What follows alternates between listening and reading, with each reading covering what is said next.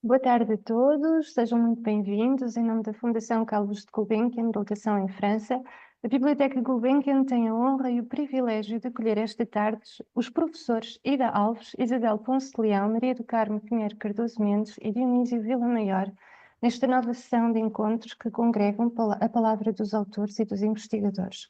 Boa tarde a todos, muito obrigada por terem aceitado o convite da Biblioteca Gulbenkian e por estarem connosco esta tarde para nos apresentarem o novo volume da série História Global, que a editora Temas e Debates tem vindo a publicar, todos da iniciativa e da coordenação do professor José Eduardo Franco, a quem agradecemos a possibilidade deste encontro. Gostaríamos também de expressar o nosso profundo agradecimento a Carolina Carvalho, que se ocupou da parte de comunicação deste evento, e de agradecer também a participação de todos os que estão a assistir. O volume História Global da Literatura Portuguesa é o terceiro volume desta série, após os volumes dedicados à história de Portugal e à história da alimentação. Trata-se de uma obra coletiva que reúne textos de teóricos e críticos da literatura. 100 autores foram responsáveis por criar mais de 100 verbetes, divididos por 7 capítulos que percorrem a história da literatura portuguesa desde a Idade Média até à democracia, tendo em conta a harmonia entre o local e o global. Mas antes de deixar a palavra aos nossos convidados para nos apresentarem esta magnífica publicação, segue uma pequena apresentação de cada um. Ida Alves é professora titular de Literatura Portuguesa do Instituto de Letras da Universidade Federal Fluminense, em Niterói, docente permanente do Programa de Pós-Graduação Estudos de Literatura Universidade Federal Fluminense, é vice-coordenadora do Polo de Pesquisas Luso-Brasileiras, sediado no Real Gabinete Português de Leitura e editora-chefe da revista Convergência Lusíada. Pesquisadora bolsista do Conselho Nacional de Pesquisa, Brasil, co-líder do Grupo de Pesquisa Poesia e Contemporaneidade, com Célia Pedrosa, e também do Grupo Estudos de Paisagem nas Literaturas de Língua Portuguesa, com a Márcia Manir Freitosa. É autora e coautora de diversos livros, capítulos e artigos em revistas académicas sobre poesia portuguesa moderna e contemporânea, além de estudos de paisagem nas literaturas de língua portuguesa. E coordena também a plataforma Páginas Luso-Brasileiras em Movimento e o site sobre o escritor Carlos de Oliveira. Isabel Ponce de Leão, que tivemos a ocasião de ter connosco ano passado na apresentação do livro Fernando Pessoa, O Ser Verbal, do professor Dionísio Vila Maior, é professora catedrática da Faculdade de Ciências Humanas e Sociais da Universidade Fernando Pessoa, membro do Centro de Estudos Globais, do Círculo de Estudos do Centralismo e do INFAS da Universidade do Minho, vogal do Conselho de Administração da Cooperativa Árvore e vice-presidente do Centro de Estudos Regianos. As suas áreas de investigação são jornalismo, cultural, antropoceno, ecocrítica, literatura moderna e contemporânea e interartes. É autora de inúmeras publicações, particularmente nas duas últimas áreas referenciadas. Maria do Carmo Pinheiro Cardoso Mendes, professora investigadora da Escola de Letras, Artes e Ciências Humanas da Universidade do Minho, onde exerceu os cargos de vice-presidente, presidente do Conselho Pedagógico e diretora das licenciaturas em Estudos Culturais e em Estudos Portugueses e Lusófonos. É especialista em literatura comparada e em literatura portuguesa moderna e contemporânea. Tem publicado ensaios sobre escritores de língua portuguesa, mito de Dom Juan, ecocrítica, literatura fantástica e policial, influências clássicas na literatura portuguesa contemporânea, diálogos entre a literatura portuguesa e as literaturas hispano-americanas. E, por último, o professor Dionísio Vila Maior, que já teve a ocasião de estar connosco, como vos disse, para nos apresentar o livro Fernando Pessoa, O Ser Verbal, 8º número da coleção pessoana, da série Ensaios, publicado pelas edições da Imprensa Nacional. É professor catedrático na Universidade Aberta, professor e conferencista convidado em mais de 20 universidades europeias. O professor Dionísio Vila Maior tem consagrado especial atenção à obra de Fernando Pessoa.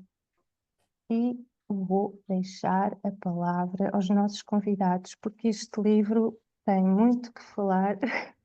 E muito obrigada uma vez mais pela vossa participação e por terem aceitado o convite.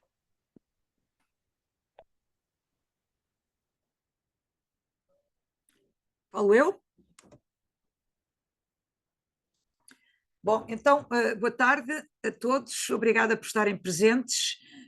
vamos deixar falar sobre a obra a parte que não é interessada. E, portanto, eu passaria a palavra à professora Ida, que acabou de ser apresentada pela doutora Cristina.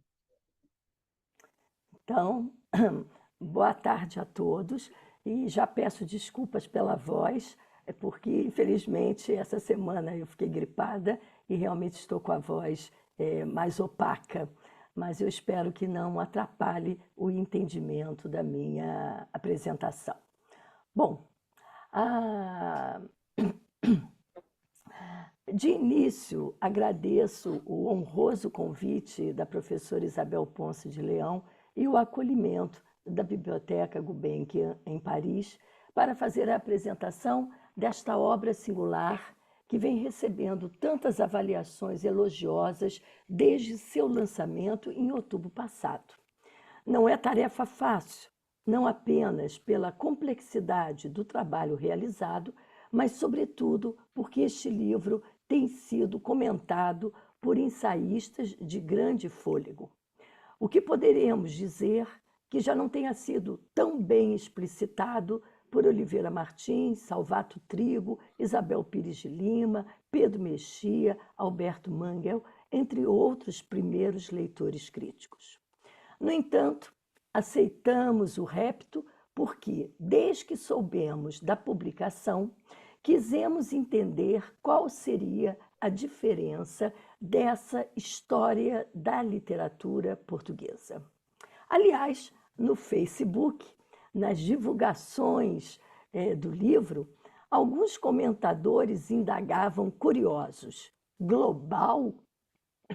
O livro, como podem ver, é bastante extenso, né? Vocês ouviram a capa, mas ele é bastante longo, não é?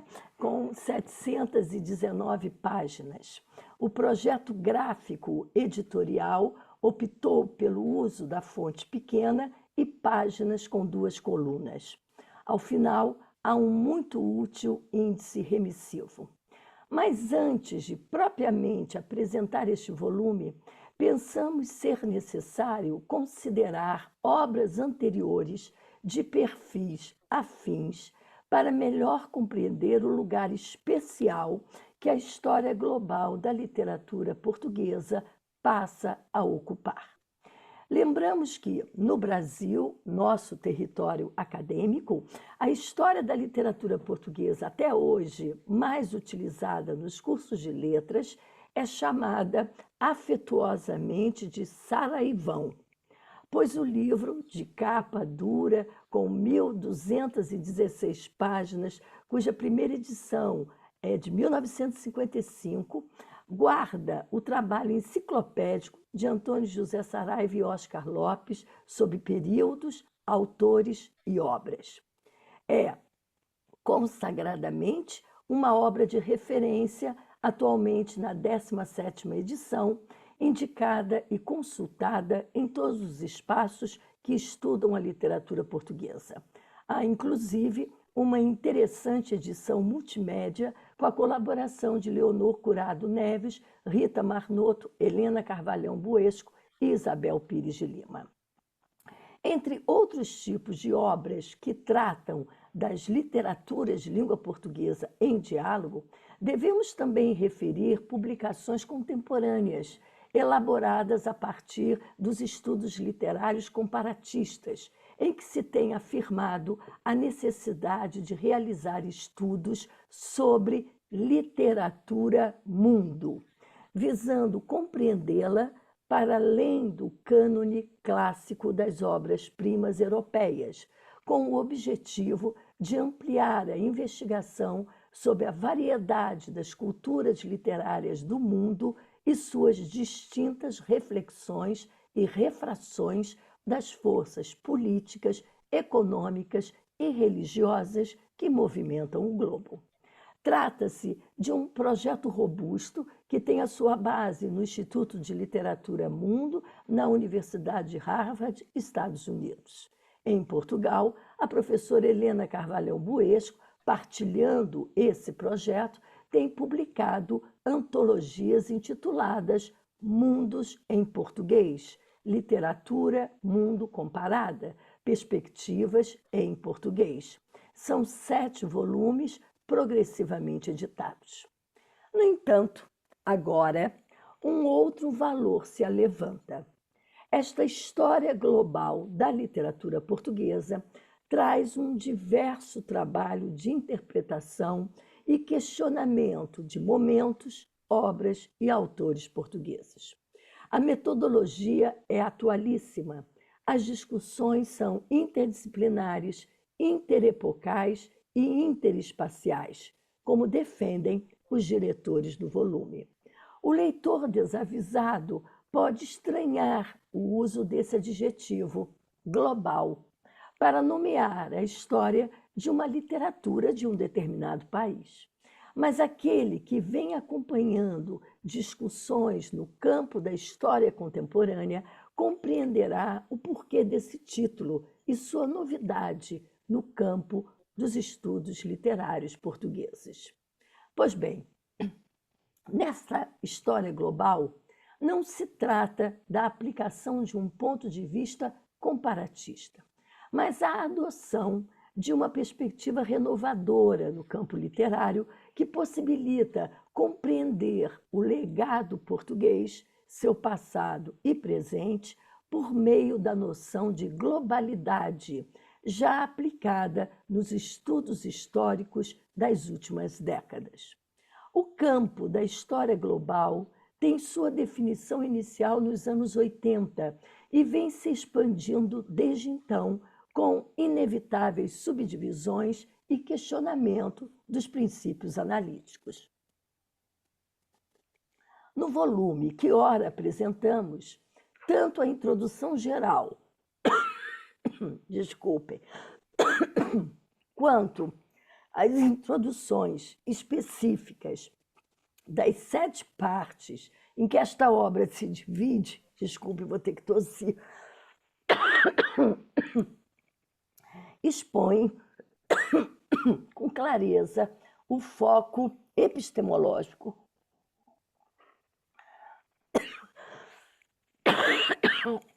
agora me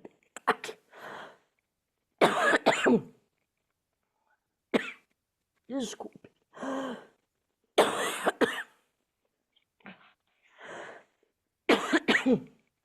Expõe com clareza o foco epistemológico e os processos de análise implicados nesta opção metodológica. Para melhor compreender essa opção, nossa, eu piorei de repente.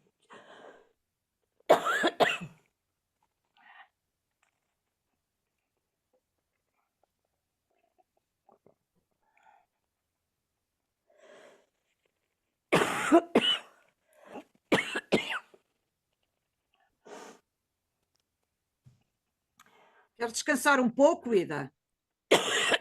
Foi de repente. Para melhor compreender essa opção na origem da obra que apresentamos hoje, vale referir que, em 2019, foi publicado em tradução portuguesa o livro do historiador e professor da Alemanha, Sebastian Conrad, intitulado O que é a História Global? Tem uma tradução portuguesa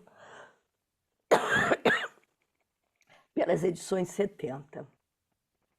O original foi publicado em inglês e é de 2016. Nesse livro, o autor preocupa-se em explicar esta abordagem no seu campo de estudo, problematizações e aplicações. Inicialmente afirma, aí são palavras do professor Conrad, a história global encontra história de tudo, como história das conexões ou enquanto história que se baseia no conceito de integração. Mais adiante, ele expõe: a história global é, simultaneamente, um objeto de estudo e uma forma particular de olhar a história. É tanto um processo como uma perspectiva, um objeto e uma metodologia.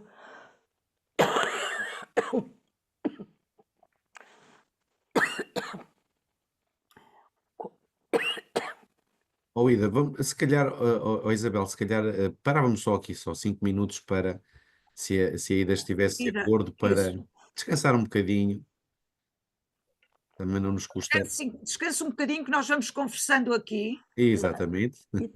E talvez eu também pudesse projetar meu texto, não? Sim, sim. Assim, Eu vou fazer isso. Eu vou projetar, mesmo que eu tussa, atacou, eu vou projetar, tá? Estou compartilhando. Vocês estão vendo? Estão vendo meu texto? Estamos. Então melhorou. Acho que agora também melhorou. Como um Janus de duas faces, ela assemelha-se a outros campos, abordagens dentro da disciplina, ainda é o professor Sebastian, como a história social e a história de gênero. Na prática, é natural que ambas as dimensões comuniquem entre si, mas por razões heurísticas podemos separá-las. Tal permitirá diferenciar a história global, entendida enquanto perspectiva do historiador e enquanto escala do processo histórico em si mesmo, permite ao historiador colocar perguntas e gerar respostas que são diferentes das formuladas por outras abordagens.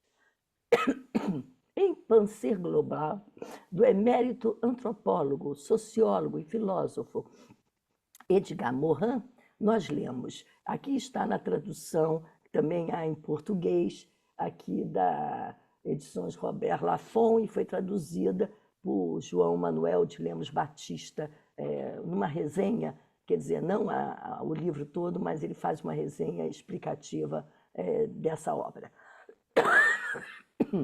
Então, diz o Edgar Morin, a extensão e a ampliação de um processo de intercomunicações, interdependências, e essa ampliação cria uma igualdade de natureza global.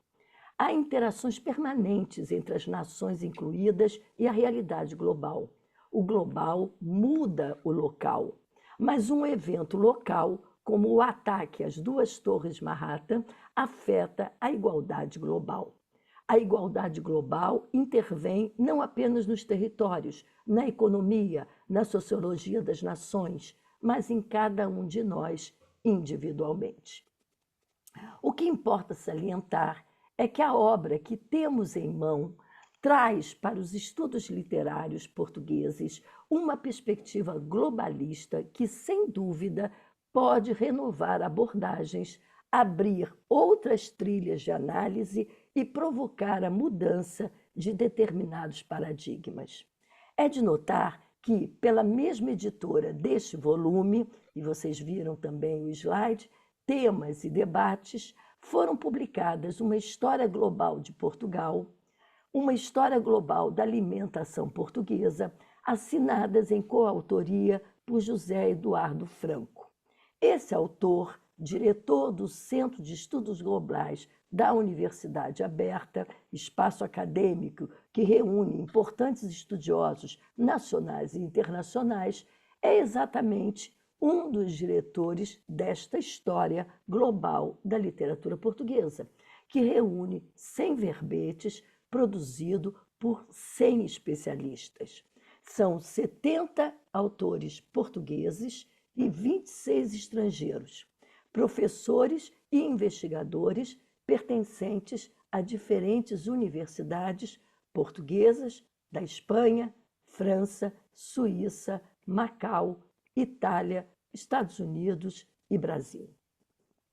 Não é difícil imaginar o trabalho que os demais diretores da História Global da Literatura Portuguesa Anabela Rita, Isabel Ponce de Leão e Miguel Real, aliados a um conjunto de 7 coordenadores gerais por período: Carlos Carreto, Isabel Morujão, Maria Micaela Ramon, Maria Luísa Malato, Luísa Paulinelli, Dionísio Vila Maior e Maria do Carmo Mendes, tiveram para não só provocarem a colaboração de tantos especialistas responsáveis pelos verbetes, oriundos de diferentes gerações e espaços de produção científica, como de articular essas contribuições a partir de um projeto novo para pensar a literatura portuguesa em outra escala. E é para conferir o resultado que certamente cada um terá a vontade de percorrer o sumário e ler aqui e ali os verbetes que mais lhe interessarem. Os textos não são longos, concentrando a informação de forma a provocar que o leitor busque o alargamento da discussão. Todas as entradas terminam com referências bibliográficas, um número mínimo, que pode ser o primeiro degrau para quem deseja ir adiante na exploração de um determinado recorte literário. Não à toa, a capa, e vocês viram a capa, né? Mas aqui está o livro, a capa mescla, né? Mesclando as cores azul, laranja e branco, destaca o global, em laranja, pois aí está a palavra-chave, a possibilitar a diferença no tratamento dos temas que torna esta obra original e muito significativa. O prefácio do muito estimado professor José Carlos Seabra Pereira, da Universidade de Coimbra, é bastante esclarecedor sobre os estudos globais reverberando na área da história literária contemporânea. Vale destacar aqui uma passagem desse prefácio. É nesse processo de confronto com o outro e com a sua diferença étnico-cultural, e é no debate sobre a rejeição ou o acolhimento dessa autoridade que o sujeito da identidade em causa se pode conhecer melhor. Por isso, certa linha atual de renovação da literatura, da leitura literária, centra-se nessa relação de hospitalidade, de mestiçagem simbólica, de criolização semiótica dos sistemas modelizantes do mundo e das suas originalidades híbridas e compósitas, trazendo, tem um errinho aqui, trazendo assim uma nova valorização do alcance antropológico da literatura como autointerpretação e imaginação simbólica do humano. A leitura desse preâmbulo, aliado à introdução geral, né, dos diretores do volume, esclarece bastante o leitor sobre o que se seguirá.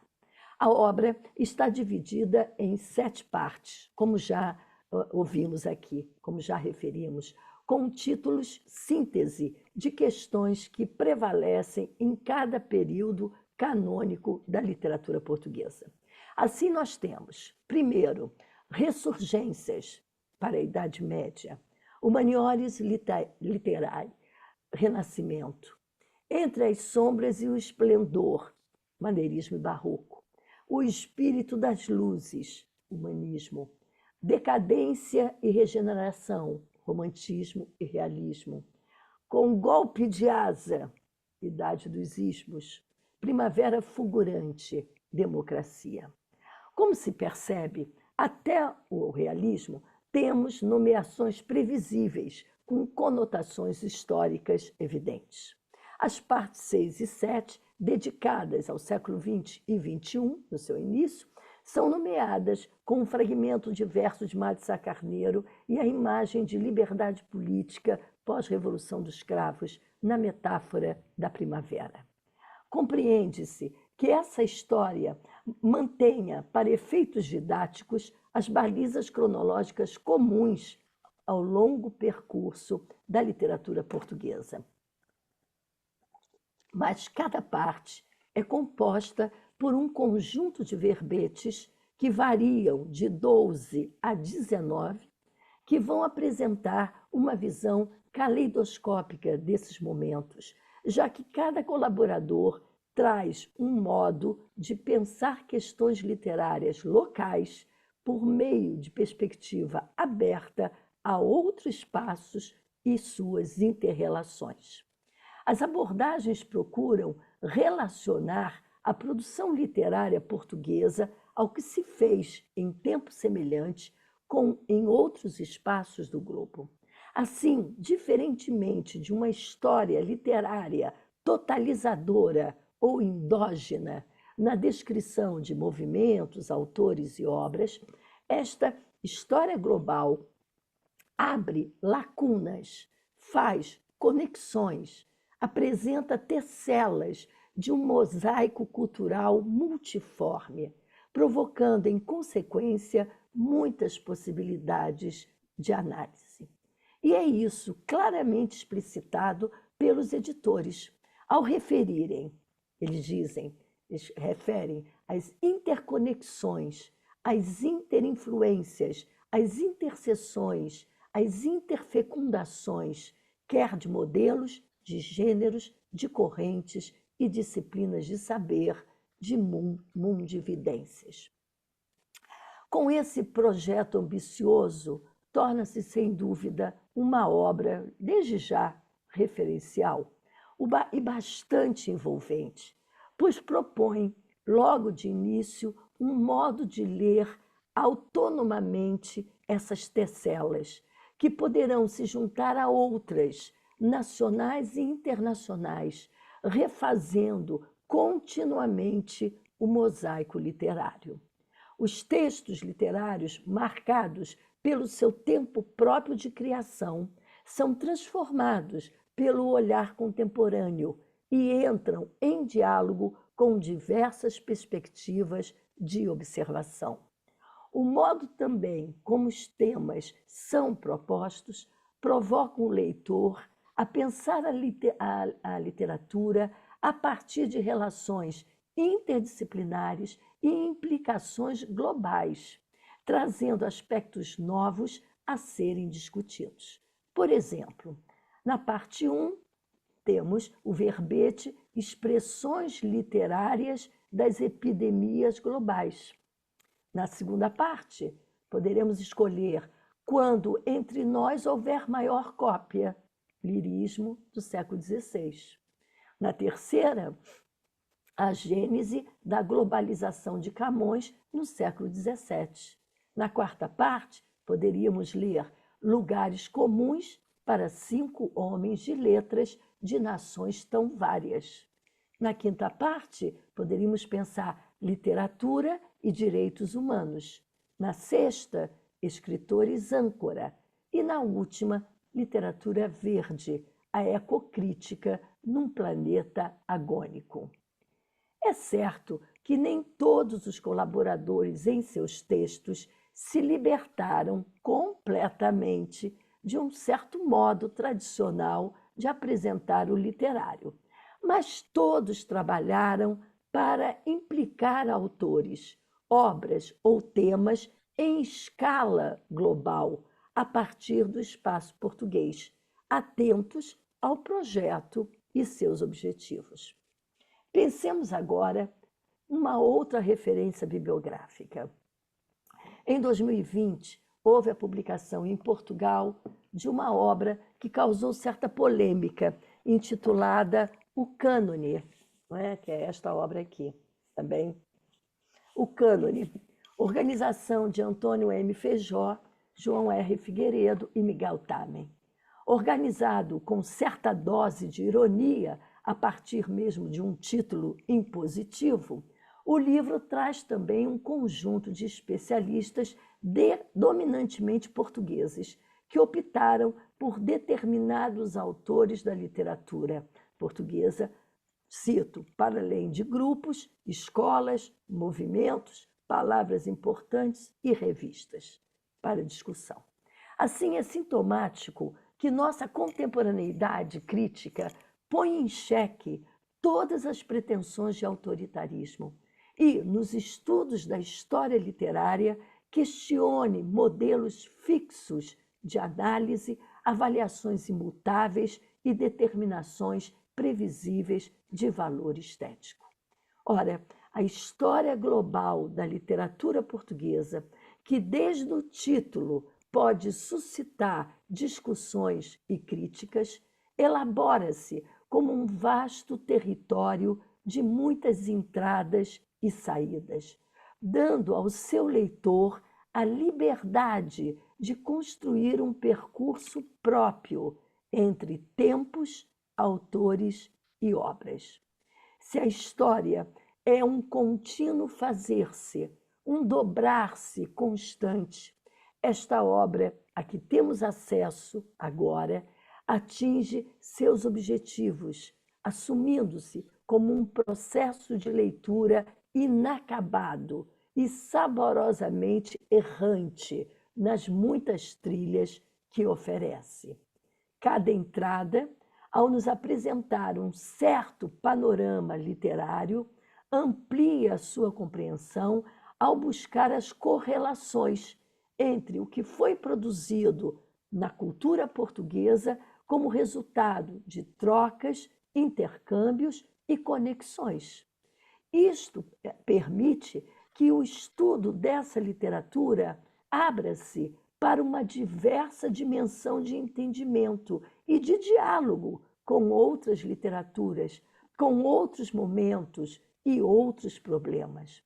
O verbete, por exemplo, dedicado a Camões, já que estamos no ano de Camões, sob o título Camões serão dadas na terra leis melhores, de autoria de José Carlos Seabra Pereira, que também assina o prefácio denso, demonstra como a obra camoniana é inerentemente global. E eu cito o professor Seabra: Camões viveu e criou num tempo português e ocidental de mutação, de globalização afanosa e tendencialmente eufórica, mas afinal de crise multiplanar, poligenésica e descentrada, que se traduzia em cisões na Igreja, alianças espúrias e guerras intestinas na Europa cristã, agressiva expansão do imperialismo islâmico, incremento do curso moderno e da pirataria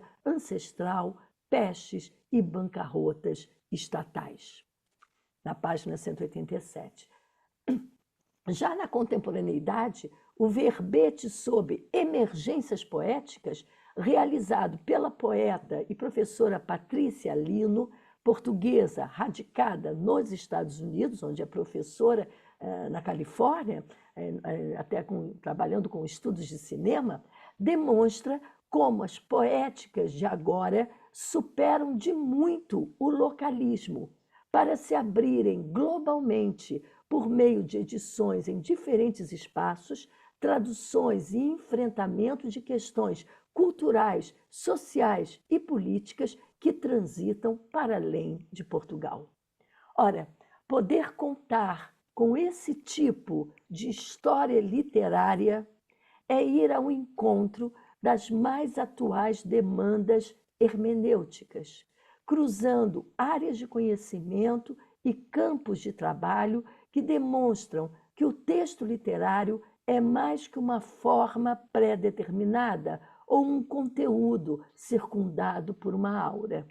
Ou seja, a textualidade literária é mesmo rizomática e interrelaciona tempos, espaços e afetos continuamente. Assim, cada verbete não se fecha numa explanação ordenadora, classificatória, não, mas liberta seu objeto para a percepção de ligações, implicações e consequências que motiva o pensamento crítico plural. A própria escolha de verbetes e o modo como cada um é elaborado a partir de repertórios em movimento indicam o foco num projeto que manifesta, como é dito pelos diretores, não um escopo totalizante, mas possibilitante. Só falta um pouquinho. Ainda que seja um projeto que requer um forte e longo trabalho de execução, por congregar tantos aspectos, questões e intervenientes, esperamos que essa história global da literatura portuguesa provoque outras histórias globais da literatura portuguesa clássica, romântica, moderna, contemporânea. Para esses projetos futuros, damos apenas uma sugestão: que se inverta a proporção da origem dos colaboradores, isto é, mais nomes de fora e menos nacionais, o que poderá enfatizar ainda mais que é uma literatura também globalmente estudada e compreendida a partir de horizontes diversos e percepções inesperadas. Que os diretores e os coordenadores desta obra tenham as condições necessárias para levar adiante esta provocante tarefa. Mil desculpas pela tosse, né, que não pude controlar, e muito obrigada por vossa atenção. Ida, muito obrigada pelas suas palavras e, sobretudo, pela forma como leu esta obra. Vê-se que se preocupou com ela, estamos-lhe muito gratos e que mergulhou no mais profundo que ela tem. As suas palavras são naturalmente generosas, nós reconhecemos que podemos fazer mais e melhor, com mais tempo, mas pôs de facto em evidência aquilo que nós pretendemos, uma história global que não total, baseada em temas que, por sua vez, nesse processo rizomático a que aludiu e que nós próprios aludimos também na introdução, que se vão criando outros temas, outras divergências, e tem razão, outros autores. É evidente que, quando nós falamos numa história global da literatura portuguesa, é óbvio que temos muito mais portugueses do que estrangeiros a falar da nossa literatura, talvez tirando o Brasil por razões óbvias, nem sempre se encontram especialistas em literatura portuguesa, mas são esforços que quem pretende abraçar este mundo das histórias globais vai ter que fazer. Eu agradeço-lhe imenso a sua leitura, que espero tenha continuidade noutros locais, e dizer que, como há bocado eu estava a dizer em off, que de facto os comentários que temos tido são francamente positivos, apontando naturalmente algumas carências que a obra tem, mas que aqueles que mais, pelo menos a mim, me impressionou foi de facto da vice-reitora da Universidade do Porto, que considerou em texto público esta obra de interesse público.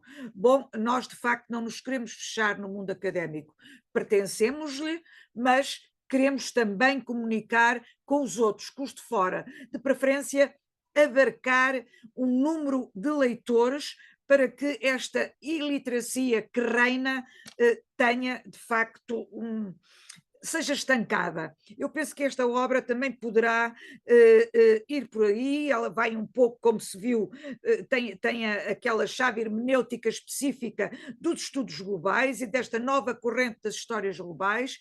Nós esperamos aprender cada vez mais e com estes primeiros passos que dermos, conseguirmos de facto dar outros e ir abolindo as fronteiras, talvez, sei lá, esperando até reciprocidades de outras literaturas e de outros estudiosos.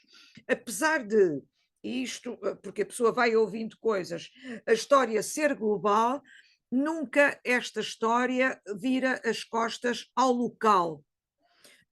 Portanto, que é um ponto de partida e um ponto de muitas chegadas. No fundo, é compreender este local da literatura portuguesa num âmbito global que não comparatista, como disse e bem.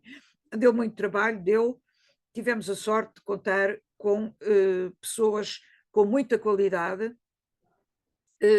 e das coisas se irem fazendo também, e aqui eu aproveito sempre para falar na resiliência do professor José Eduardo Franco, que apostou nisto e que levou até ao fim, porque sabemos que nestes projetos mais longos temos sempre fases de desalento, que felizmente foram todas ultrapassadas. O trabalho correu bem, sabemos que há muito para fazer, mas estamos aqui para continuar. Portanto, mais uma vez, muito obrigada e sobretudo pela honestidade com que leu esta obra, gostei imenso de ouvir. Nós temos connosco dois dos coordenadores, a professora Maria do Carmo Mendes e o professor Dionísio Vila Maior. Eles são justamente os coordenadores das duas últimas idades. Nós fugimos um bocado, no sentido da inovação, fugimos um bocado de períodos, de fases e tal, e decidimos chamar-lhe idades. E então, a sexta idade e a sétima idade estão aqui representadas pelos seus coordenadores, que, não há dúvida nenhuma, sabemos o trabalho que eles tiveram a coordenar esta gente toda. No fundo, fomos 100 à volta disto.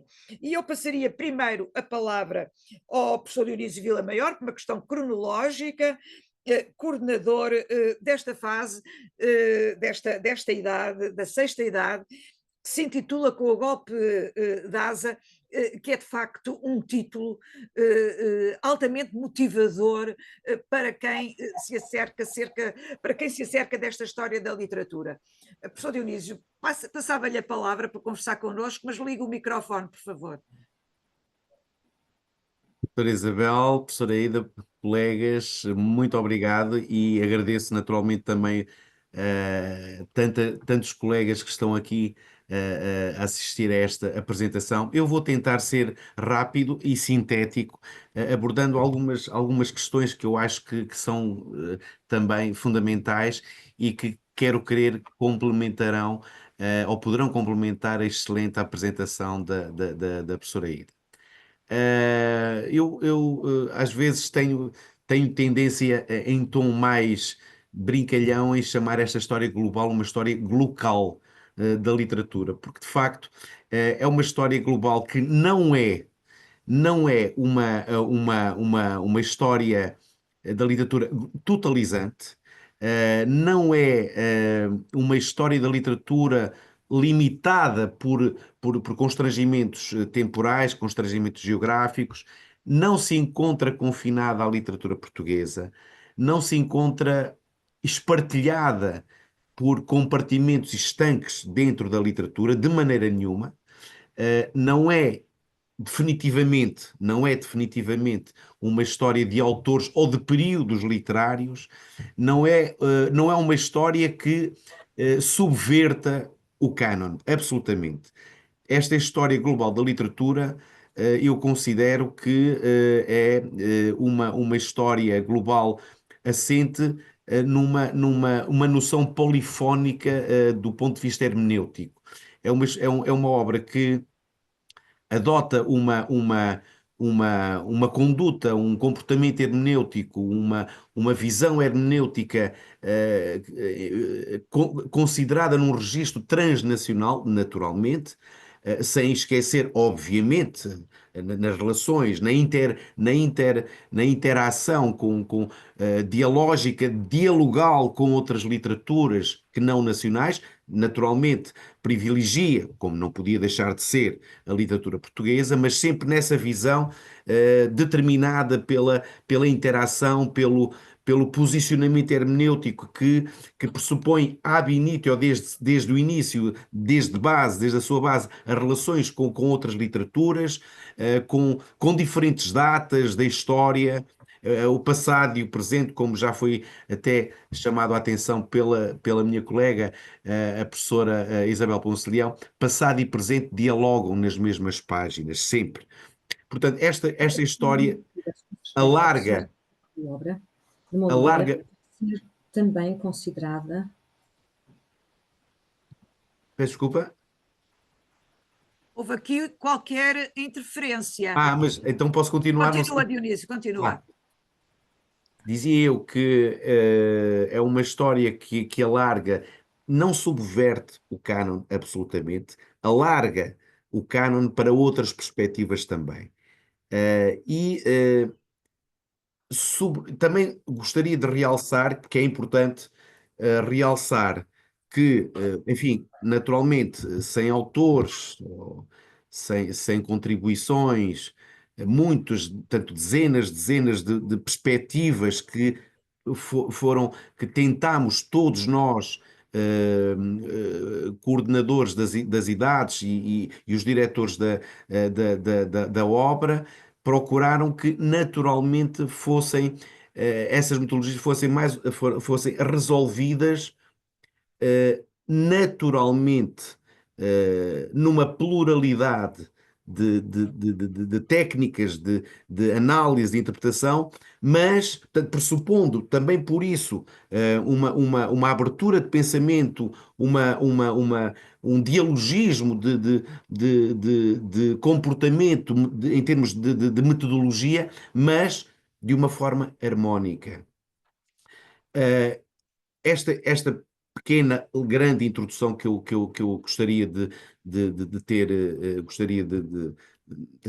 necessitava de o fazer, relativamente à sexta idade, a idade dos ismos, esta idade que eu procurei também, enfim, dentro das minhas possibilidades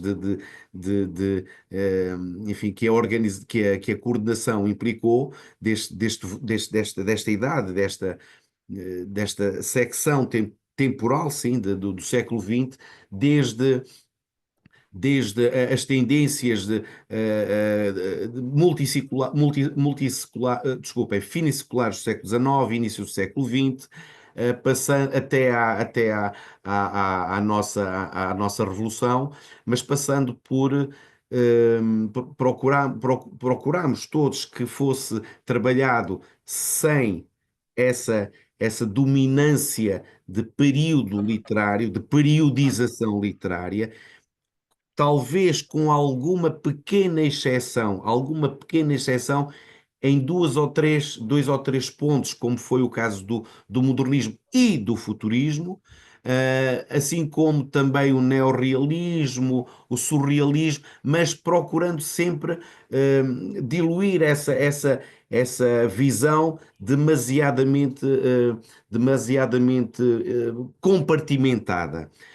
E tivemos, naturalmente, em conta alguns dos autores, alguns dos escritores, alguns dos pensadores considerados pela ampla comunidade interpretativa nos estudos literários como os autores, como autores representativos. Desde o Pessoa, Herberto Helder, Rui Belo, o Vitorino Mezio, Jorge de Sena, Sofia de Melo Brainer, Virgílio Ferreira, Saramago também, tanto o Miguel Torga, etc. Eu, há pouco, se não me engano, deixa-me só confirmar, eu penso que estão aqui dois colaboradores, o Enrico e Catherine Dumas, que participaram brilhantemente nesta idade. Mas em conclusão, aquilo que de facto importa realçar é dois ou três pontos. Primeiro, visão polifónica da literatura, no conceito bakhtiniano esta palavra poderá querer dizer, porque reenvia também naturalmente para questões teórico-teoréticas como o dialogismo, etc, etc, nunca esquecendo que esta não é uma história da literatura totalizante, é uma história da literatura que humildemente, e isto para evitar eventualmente alguma, peço imensa desculpa, alguma observação menos inteligente, menos pensada, que já vi aqui ou ali, pessoas que de facto não têm nível nenhum, não têm visão absolutamente nenhuma do que é uma literatura, o que é uma história da literatura. Portanto, o primeiro ponto, não é totalizante, estamos abertos, naturalmente, humildemente abertos a correções, a revisões, como é óbvio, mas, essencialmente, aí sim estamos conscientes no que à idade, aliás, que eu tive o prazer e a honra de coordenar, os trabalhos, as pessoas excepcionais com quem tive o prazer e a honra de trabalhar, o que nós oferecemos no que diz respeito agora, particularmente, à idade dos ismos, digamos assim, foi precisamente essa visão bakhtiniana, dialógica, polifónica da literatura. E para bom entendedor, a Vox Populi costuma dizer assim: para bom entendedor, meia palavra basta. E quando não é o bom entendedor, ou não quer ser o bom entendedor, das duas uma, ou não percebe, ou é burro. Portanto, temos que ser inteligentes e temos que saber colocar as coisas no momento certo, com as palavras certas. Peço desculpa da palavra burro que utilizei, mas foi mesmo, apeteceu-me dizer isto. Bom, e Obrigada, com professor isto, e Dionísio. com isto, Muito obrigada, nós entendemos-nos, obrigada pela tua colaboração. Tenho mais duas pessoas, por isso é que, pelo menos mais duas pessoas, e depois temos que passar, penso eu, ao público. Por isso é que te pedi para parar. É óbvio que nós sabemos que nem todos os bons escritores estão nesta história global, nem tinham que estar, estão alguns a que nós até gostamos menos, mas a palavra global remete-nos para um certo tipo de obras, e portanto não andámos aqui a pesquisar escritores, andámos a ver quem servia as temáticas, e não há exclusões possíveis, e sei a que é que te referes, mas são pequenos faits divers. Eu vou passar então a palavra à professora Maria do Carmo, que vai reiterar, obviamente, a forma interdisciplinar, interepocal e interespacial como esta história se desenvolveu, agradecendo, professora Maria do Carmo, também a sua presença para estar connosco, que é muito bom, temos outras vozes, temos também connosco a professora Isabel Murujão, a quem darei a palavra a seguir, está bem? Boa noite, professora Maria do Carmo, faz favor. Boa noite, muito obrigada. Eu queria, em primeiro lugar, agradecer a apresentação feita pela professora Ida. Foi notável o seu cuidado e na generosidade das suas palavras. Queria também agradecer aos diretores da História Global por me terem convidado para coordenar a sétima idade, e agradeço muito especialmente ao professor José Eduardo Franco e à professora Isabel Ponce de Leão, até porque a sétima idade teve alguns momentos menos bons e foi possível concluir a sua coordenação da minha parte porque a professora Isabel Ponce de Leão me segurou a este projeto e, portanto, em nome do reconhecimento e da honestidade para com aquilo que se passou, eu queria deixar aqui esta palavra de agradecimento. Não vou fazer uma reflexão que seria sempre inferior àquela que foi feita quer pela professora Ida Alves, quer pelo professor Dionísio Vila-Maior, e queria apenas falar muito brevemente sobre a sétima idade, começando pelo título. O título que eu escolhi para a sétima idade, Primavera Fulgurante, é uma escolha antinatural, neste sentido.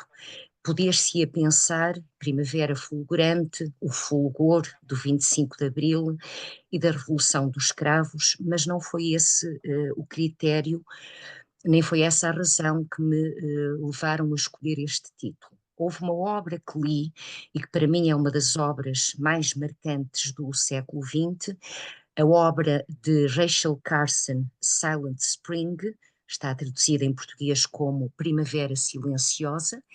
Foi uma obra que me marcou muito, precisamente logo pelo título e aquilo que procurei, fazendo uma citação adulterada do título, ou distorcida do título de Rachel Carson, foi mostrar que o que acontece depois de 25 de Abril, no que diz respeito à literatura, é ao mesmo tempo uma linha de continuidade, e por isso estão contemplados tantos e tantas escritores e escritoras que já produziam antes do 25 de Abril, mas também uma linha de ruptura.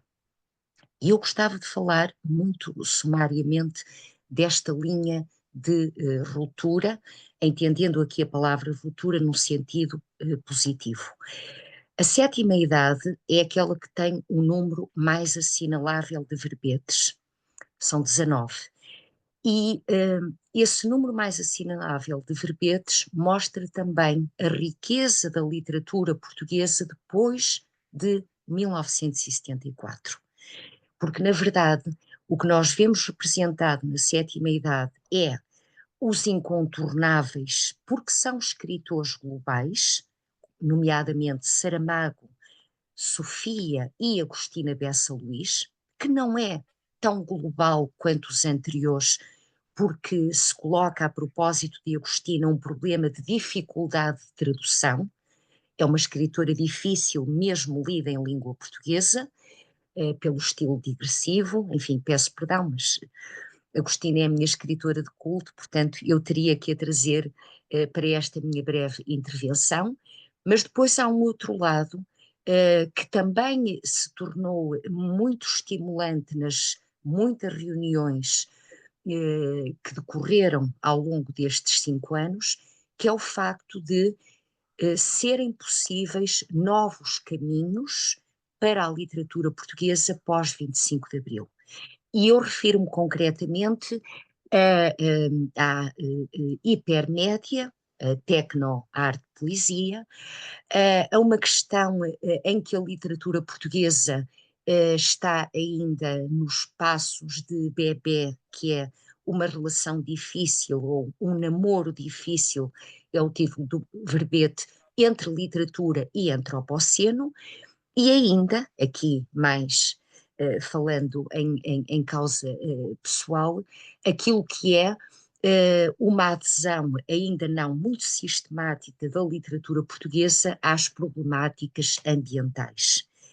Depois do 25 de Abril, um ramo da ecocrítica, que não é obviamente a ecocrítica na sua totalidade, mas é um ramo forte no contexto anglo-americano desde a década de 1990, no contexto português muito mais tardiamente, vem mostrando na literatura portuguesa um diálogo, e gostei muito de ouvir a referência bakhtiniana por parte do professor Dionísio Vila-Maior, um sentido muito dialógico da literatura portuguesa, estabelecendo vasos comunicantes com outras literaturas pelo viés da ecocrítica, ou seja, de uma necessidade de alinhamento da nossa literatura com a agenda de problemas da atualidade que já existe noutras literaturas.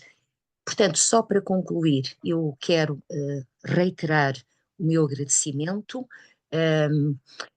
por um trabalho que foi de verdadeira resiliência, sendo que eu não gosto desta palavra, mas enfim, ela existe, da parte de 4 diretores que foram no campo profissional nada que não me trouxesse novidade, pessoas intelectualmente notáveis, mas acima de tudo, no plano que mais me interessa, na professora Anabela Rita, no professor Miguel Real, na professora Isabel Ponce de Leão e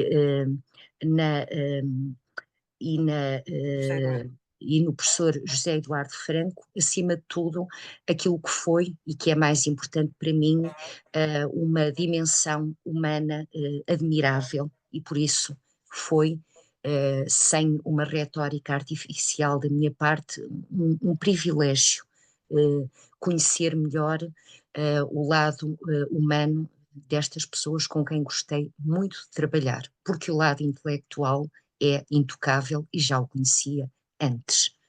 Muito obrigada. Peço desculpa. Obrigada, Maria do Carmo. Obrigada, Demorei sim, muito. pelas suas palavras. Nós também sabemos com quem estamos a trabalhar, não é? São pessoas que merecem todo esse lado humano que a Maria do Carmo acabou de consignar. Bom, temos connosco a professora Isabel Morujão, que tratou a idade do Renascimento, Humaniores Litera. Isabel, está-me a ouvir? Eu estou a ouvir, sim, não sei se me conseguem ouvir. Ouvimos, não a vemos, mas estamos Pois, eu não consigo ativar aqui a câmara, deve estar avariada ou qualquer Olha, coisa. deixa lá, mas vá falando. Portanto, vou dizer então umas palavras muito breves.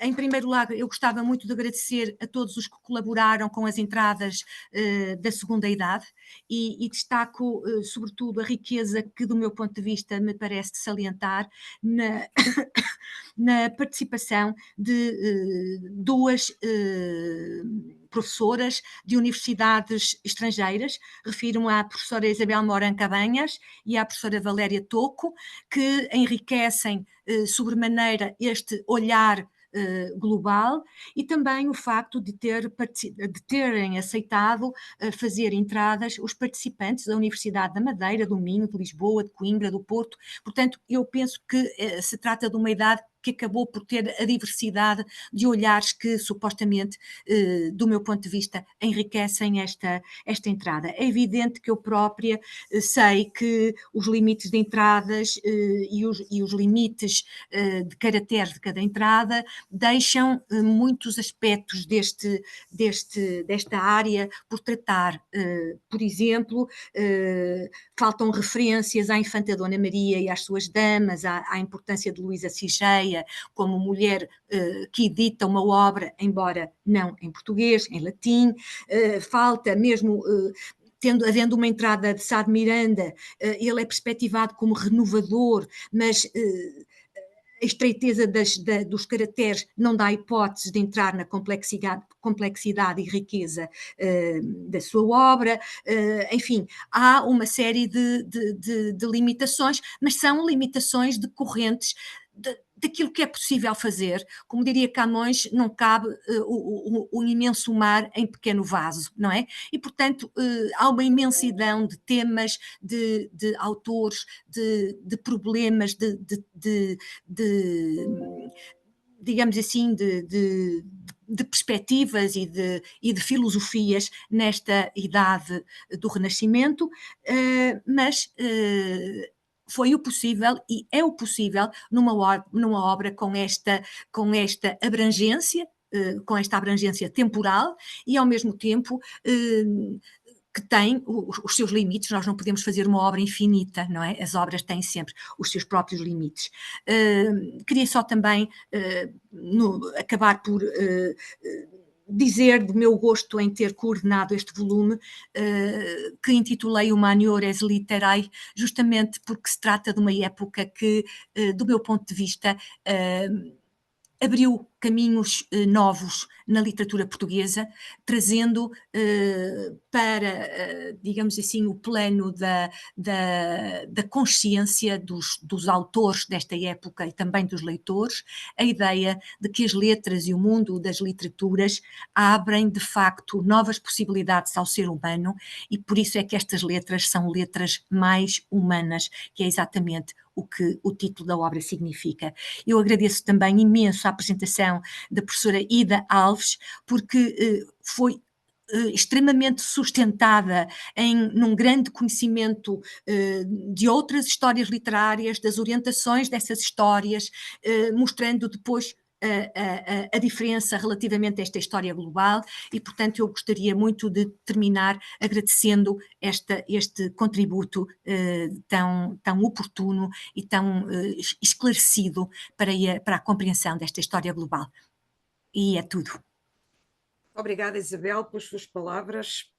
foi uma excelente colaboradora desta obra, como todos nós sabemos, uma obra que naturalmente poder-se-á sempre apontar que falta um tema, que falta qualquer coisa. Claro que sim, mas essa falta não vai de maneira nenhuma afetar as linhas axiais interpretativas Claro, dos períodos em que se insere, e eu acho que se manteve o necessário rigor científico, sempre privilegiando a subjetividade, que me parece também importante. A sim, sim. professora Ida há bocado falou em obra aberta. Claro que sim, uma obra desta natureza só pode ser uma obra aberta, e portanto esperamos poder continuar. Eu Claro. não sei se me está a ouvir alguém da Fundação, porque parece-me que poderíamos passar a palavra ou não aos assistentes. Sim, sim, estamos a ouvi-las muito, tem sido muito rico esta troca. Portanto, para já agradecer e felicitar todos os convidados. Foi uma bela e rica apresentação da professora Ida Alves e todas as contribuições que ouvimos até agora. E temos aqui uma pergunta de Maria Luísa Cordeiro, que diz: qual ou quais as razões que vos levaram a criar esta obra, quando já havia outras pelas quais estudei? Atenção, eu comprei a obra em destaque.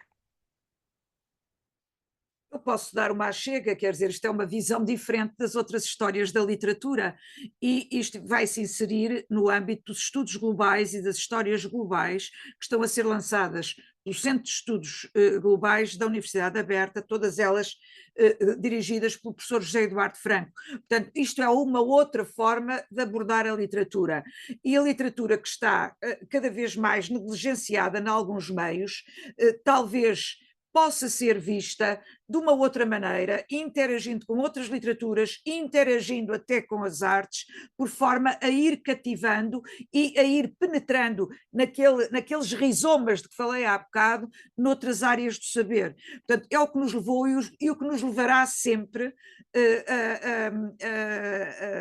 a estudar os estudos, a ir pelos estudos globais e a promover a publicação de mais histórias globais. Vivemos numa aldeia global, não estamos fechados no nosso sítio, e por isso as comunicações são urgentes e Portugal não pode ficar para trás. Eu adiantei-me a falar, mas os meus colegas estão aí, não sei se alguém quer complementar esta resposta que eu dei, por favor. Dionísio, Maria do Carmo, Isabel, Ida, querem acrescentar alguma coisa? Eu subscrevo totalmente o que tu disseste, e que se sublinha os pontos essenciais, obviamente. Temos mais alguma pergunta, doutora Cristina? Por enquanto não, mas vejo que está presente o professor José Eduardo Franco. Não sei se ele quer participar e dizer algo em relação à criação desta série da História Global. Era importante. Sim, eu penso que ele vai falar. Oh, Muito obrigada. olá, viva! E nós, não sei se estão a ver e ouvir, porque parece que há aqui. Vi-lo Estamos. perfeitamente. Só está bem? Ok, obrigado. Em primeiro lugar, muito obrigado, senhora doutora Cristina, pelo convite e pela organização desta sessão. Cumprimento os meus colegas de direção e de coordenação deste projeto, e os autores e todos os que acompanham esta sessão de apresentação. Uma palavra muito especial à senhora professora Ida, pelo trabalho que teve em preparar tão bem e de forma tão circunstanciada e tão honesta esta apresentação. Obrigado pelas observações que fez e também pela necessidade de continuar este trabalho numa perspectiva mais ampla e também noutras geografias.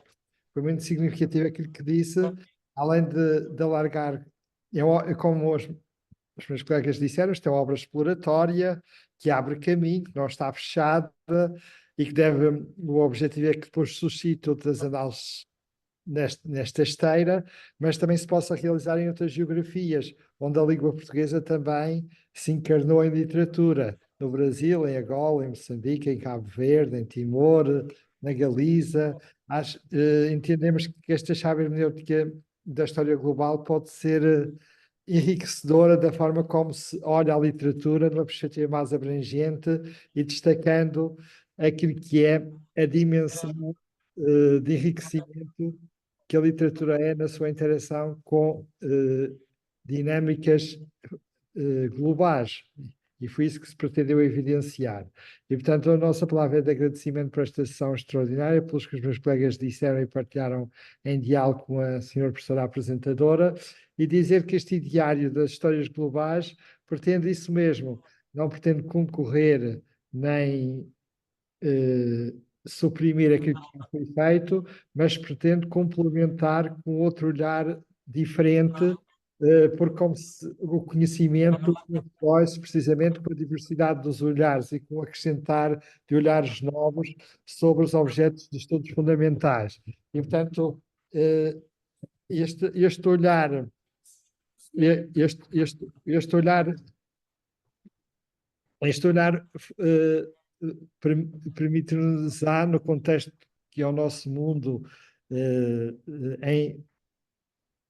em estado acelerado de globalização, portanto, encontrar uma chave hermenêutica, precisamente, que permita construir um conhecimento onde se ilustre de que modo as dinâmicas da globalização, que não são de hoje, são transepocais, também enriqueceram a produção literária, como outras áreas como outras heranças culturais.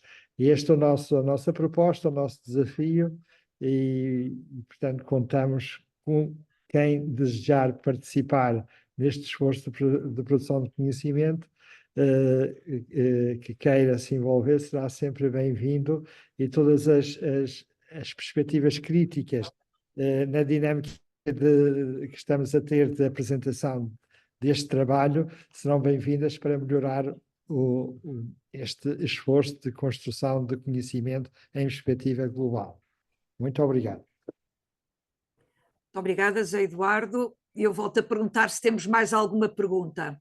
Não, por enquanto não, mas porque não talvez dar a palavra à professora Anabela Rita, que também faz parte da direção. Não sei se ela está de acordo, muito bem. Mas é o momento de aproveitarem todos para participarem, são mais bem-vindos. Muito boa tarde a todos, muito obrigada. Gostei muito de vos ouvir a todos. Acho que o mais importante aqui era, depois de nós, da direção, termos falado, acima de tudo, a experiência daqueles que coordenaram e que estiveram no dia a dia mais próximo do trabalho e fizeram sempre as primeiras triagens e contactaram, portanto, subscrevo tudo o que foi dito, agradeço imenso à professora Ida Alves a apresentação que foi feita e no fundo não acrescento nada, apenas sublinho o facto de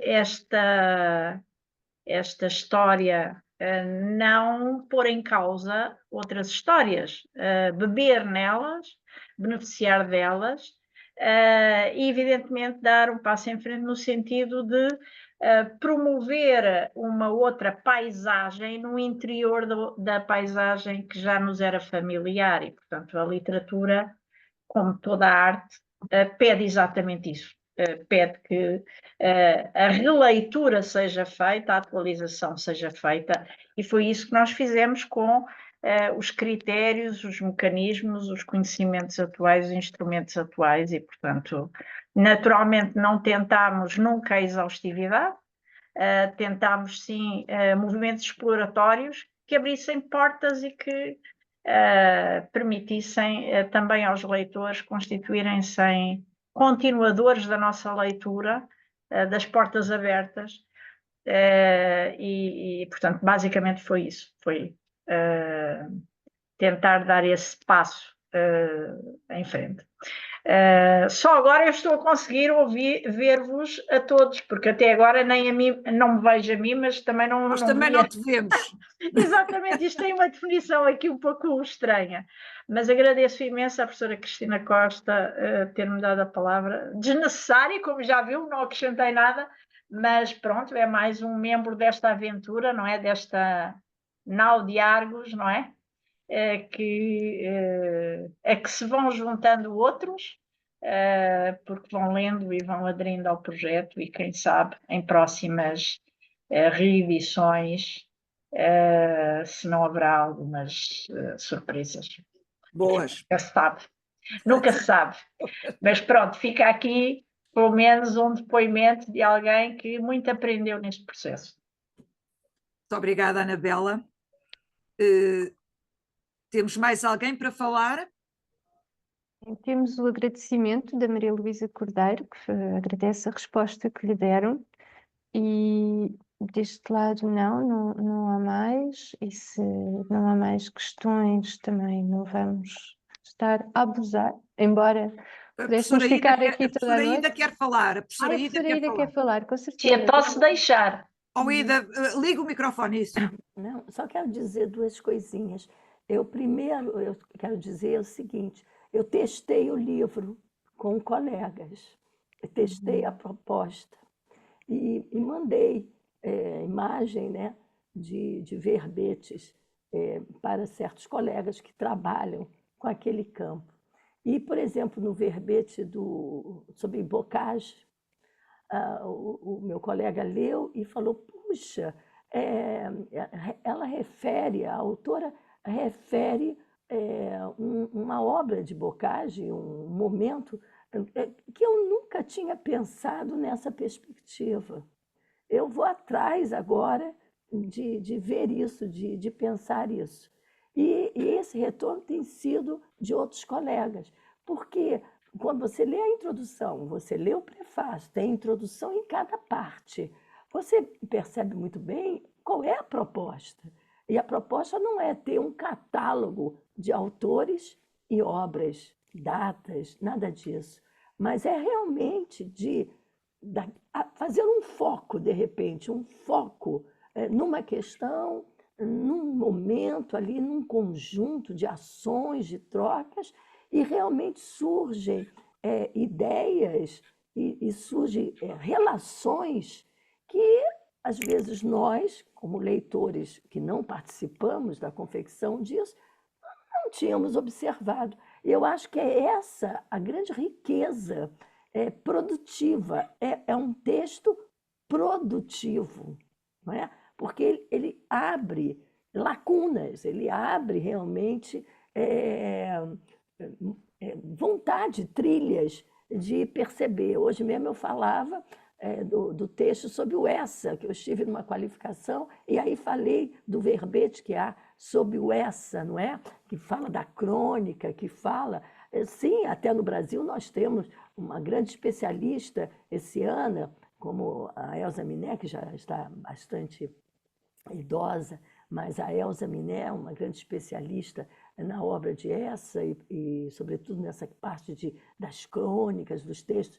Mas o texto não está pretendendo vir e trazer uma nova visada sobre as crônicas, mas movimentar toda aquela produção, fala de ciência, arte, na obra do essa, né? Então, eu acho que o meu texto não é elogioso por ser elogioso, é porque o livro é realmente muito interessante. A proposta é muito sedutora, realmente. E ela abre para nós, sejamos especialistas, eu, no caso, da poesia contemporânea, portanto, a parte dedicada ao contemporâneo me interessou imensamente.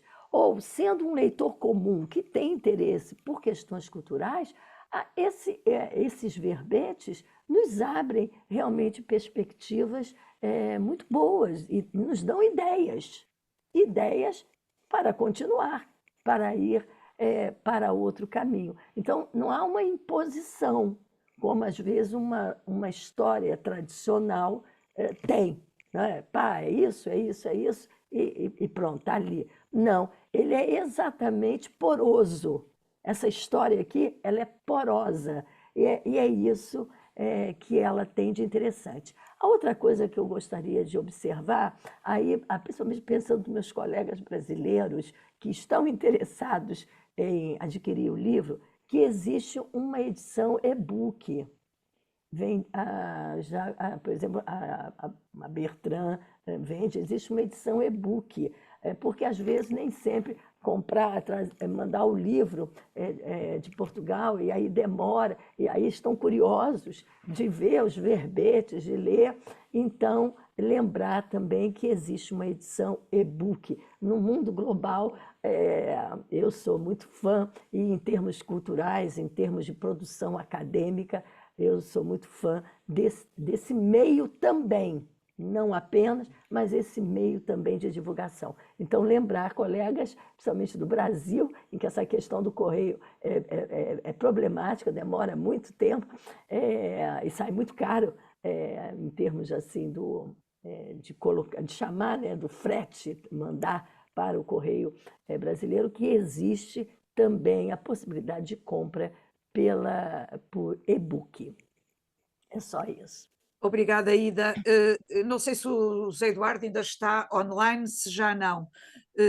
De qualquer maneira, é uma ideia que eu vou veicular, por enquanto não se pensou, mas de certeza que isso, em termos de futuro, nos interessa. Quanto ao mais, naturalmente que esta história global é também uma luta contra o isolamento. E foi nisso que nós pensámos, conscientes de vantagens e também de perigos, mas o que nós pretendemos é que haja aqui um novo paradigma de uma cartografia globalizante. Não queremos ficar sozinhos, queremos ficar acompanhados, e a literatura está aqui feita de textos, de contextos e de outras literaturas. Foi sempre esse o nosso desejo, foi isso que nos norteou. Temos aqui um riacho solto, ele vai avançar e nós vamos tentar ir com ele descobrindo novos caminhos, novos leitos e fazendo sempre o melhor que estiver ao nosso alcance. Não sei, doutora Cristina, se é para dizer mais alguma coisa, se posso agradecer um agradecimento muito especial à professora Ida. Conto consigo noutras oportunidades, Ida. Obrigada pelo seu trabalho, pela sua honestidade intelectual, por o tempo que estudou o nosso trabalho, que é uma coisa reconfortante sentirmos-nos lidos. E depois falaremos pessoalmente.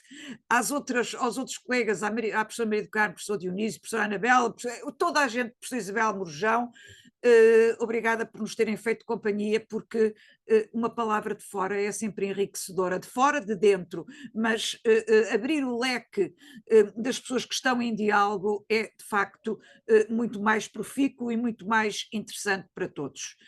Eu só tenho que agradecer a todos, também à Bertrand, obviamente, e fundamentalmente à Fundação Calouste Gulbenkian em Paris, por nos ter recebido e, de certa forma, nos deixar mostrar o nosso trabalho, que durou mais de 4 anos. Portanto, doutora Cristina, é isto que eu tenho para dizer e no meio de uma grande gratidão, devolvo-lhe a palavra. Muito obrigada, professora Isabel Ponce de Leão.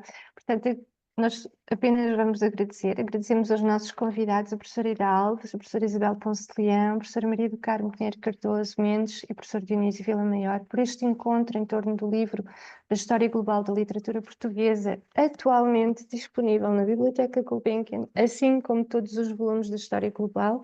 Queremos também agradecer a todos os que do outro lado assistiram e participaram, o professor José Eduardo Franco, a professora Anabela Rita, o professor Miguel Real também estava presente, mas deve ter partido, e sem esquecer também a nossa colega Isabel de Barros na produção deste evento. Este encontro será colocado em breve no site da Fundação e será divulgado através das nossas redes sociais e será uma ótima ferramenta para os futuros investigadores e para todos nós. Portanto, uma vez mais, muito obrigada a todos e votos de boas festas para todos. Igualmente, muito obrigada e até breve. Até breve. Obrigada.